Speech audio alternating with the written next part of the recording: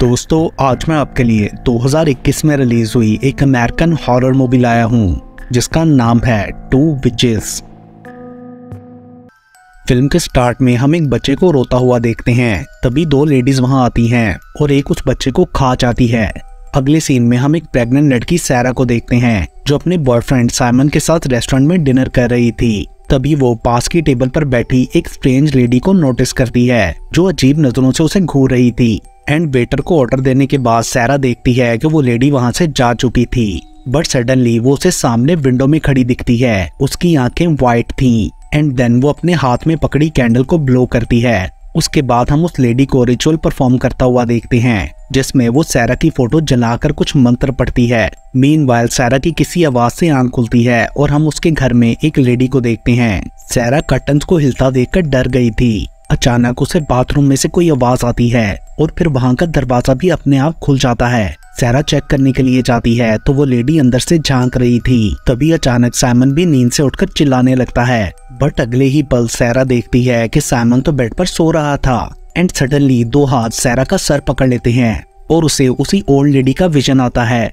मगर ये सब सिर्फ उसका नाइटमेयर था। अगली सुबह सैरा ये सब साइमन के साथ डिस्कस करती है तो वो कहता है कि ये सिर्फ तुम्हारा वहम है, मगर सैरा बुरी तरह घबरा गई थी। उसे लगता था कि उस ओल्ड लेडी ने उसे बुरी नजर लगा दी है क्योंकि तब से ही सारा खुद को बीमार फील कर रही थी और उसे वियर्ड से विजन्स भी आ रहे थे। सैरा का मूड ठीक करने के लिए साइमन मजाक से कहता है कि मैं उस लेडी को ढूंढकर मार डालूंगा ताकि वो तुम्हें तंग ना करे। उसके बाद हम उनके मैरिड फ्रेंड्स मेलिसा और डेस्टिन को देखते हैं। यहाँ पता चलता है कि मेलिसा को विचक्राफ्ट में काफी इंटरेस्ट था। दूसरी तरफ सडनली सैरा के पेट में दर्द होता है और वो पब्लिक वॉशरूम यूज करने चाहती है तो वहाँ एक टॉयलेट का दरवाजा अपने आप खुल जाता है जिससे वो डर गई थी, मगर चेक करने पर वहाँ कोई नहीं होता। साथ ही दूसरे टॉयलेट का दरवाजा भी जोर से बजने लगता है। सैरा देखती है कि वो टॉयलेट काफी गंदा था जिसे देखकर उसे वॉमिट आ जाती है। तभी बाहर सामने जंगल में सैरा को वही ओल्ड लेडी खड़ी दिखाई देती है जो उसी की तरफ देख रही थी। एंड देन साइमन के वहां आ जाने पर वो लेडी गायब हो जाती है। उसके बाद वो दोनों डस्टिन और मेलिसा से मिलने उनके घर जाते हैं जहां साइमन उन्हें सैरा की हेलुसिनेशंस का बताता है कि उसे कोई ओल्ड लेडी परेशान कर रही है। सैरा को लगता था कि उस ओल्ड लेडी की नजर उसके बच्चे पर है।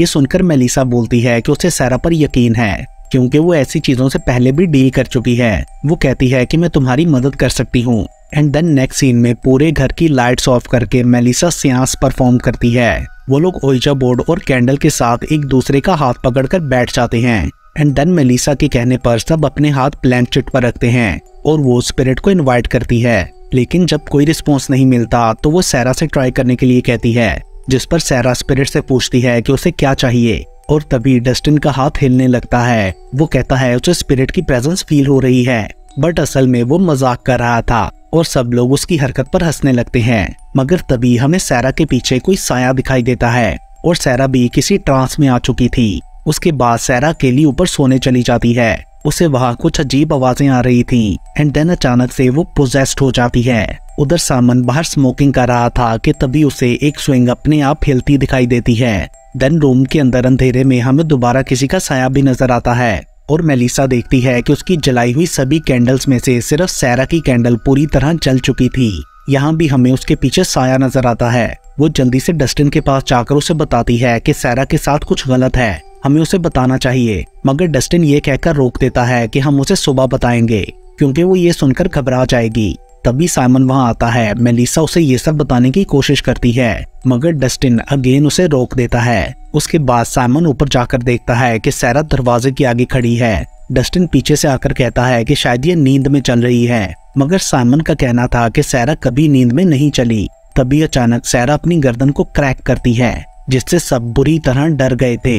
होश में आने पर वो सैरा से पूछते हैं कि क्या तुम्हें नींद की कोई बीमारी है क्योंकि तुम स्लीप वॉक कर रही थी, मगर सैरा बोलती है नहीं। उस रात सोते हुए अचानक आंख खुलने पर साइमन को अपने सामने सैरा की चेन हवा में हैंग दिखाई देती है और सैरा की तरफ देखने पर चेन उसके ऊपर गिर जाती है। साइमन सैरा से पूछता है कि तुमने नेकलेस क्यों उतारा। वो बोलती है ये मुझे चौक कर रहा था और फिर जोर जोर से हंसने लगती है। साइमन को लगता है वो नींद में बात कर रही है और वो उठकर बाथरूम चला जाता है, मगर सैरा भी उसके पीछे चली जाती है।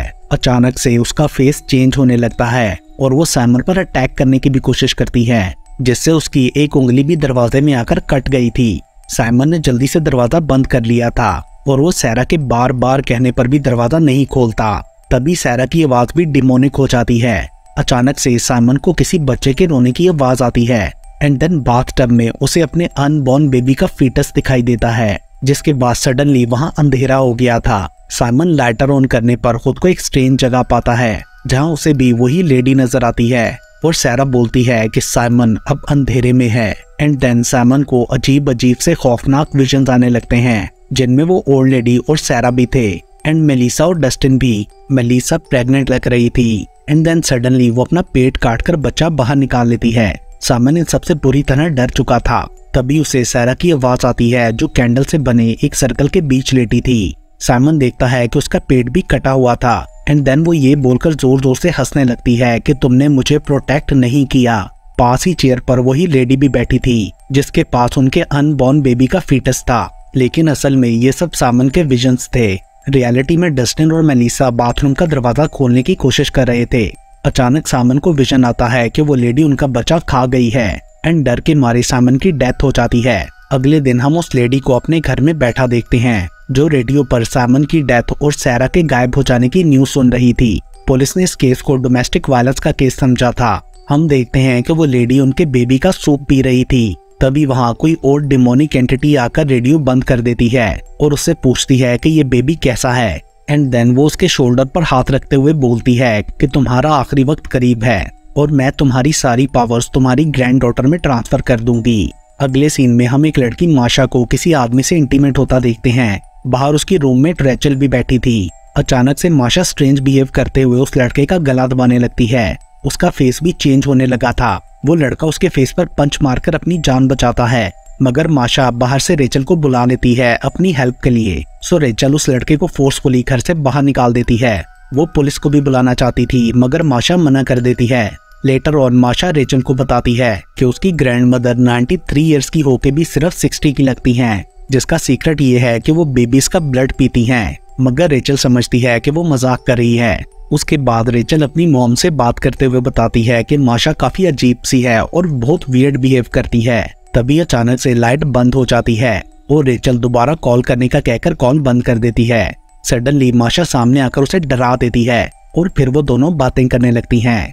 रेचल उससे अपने फियांसी के साथ एब्यूसिव रिलेशनशिप की स्टोरी शेयर करती है। माशा उसे बताती है कि उसकी ग्रैंड मदर मरने वाली हैं और उसके बाद उनकी सब सुपरनैचुरल पावर्स मुझे मिल जाएंगी। माशा यहाँ रिवील करती है कि उसकी ग्रैंड मदर असल में एक विच है और उनके मरने के बाद वो भी विच बन जाएगी। ये सब सुनकर रेचल डर गई थी, मगर माशा बोलती है कि तुम्हें डरने की जरूरत नहीं क्योंकि तुम हमेशा मेरे साथ अच्छी रही हो। तभी कैंडल बुझ जाती है और माशा रेचल को अपनी असल शक्ल दिखाती है। एंड देन हमें कुछ स्ट्रेंज और स्केरी सीन्स दिखाए जाते हैं जिनमें कुछ विचेस और रेचल का बॉयफ्रेंड चार्ली भी था। अगले दिन माशा रेचल के ऑफिस से मिलने जाती है, मगर रेचल लंच ब्रेक के लिए बाहर गई थी।